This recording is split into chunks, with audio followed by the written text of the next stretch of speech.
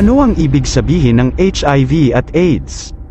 Ang HIV, Human Immunodeficiency Virus, ay isang napakaliit na mikrobyo na tinatawag na virus, na hindi nakikita ng mata. Isang sakit ang AIDS, Acquired Immune Deficiency Syndrome, na namumuo sa kalaunan pagkatapos maimpeksyon ng HIV ang AIDS virus.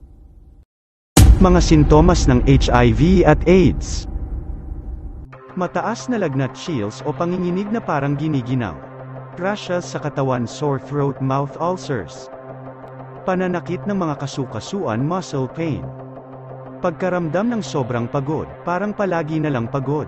Ilan sa mga dahilan ng pagkakaroon ng HIV at AIDS. Nakikipag-sex kung kani-kanino. Pakikipagtalik ng walang proteksyon. Pagsasali ng dugo ng taong may HIV sa ibang tao. Paggamit ng karayong pangtato na ginamit sa taong may HIV.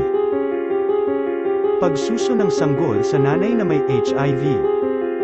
Paano maiiwasan ang HIV at AIDS? Gumamit ng kondom sa pakikipagtalik. Magpa-test at alamin sa doktor kung mayroong STD.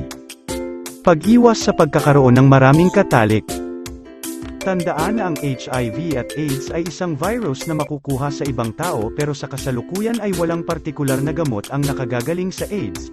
Subalit dahil sa pag-unlad ng mga gamot na sumusugpo sa pagsisimula ng AIDS, ay pagsulong ng mga gamot posible ng gamutin ang panghihina ng immune system, kung magpakonsulta agad sa doktor upang ito ay mapagaling kahit malabo man ang mangyari.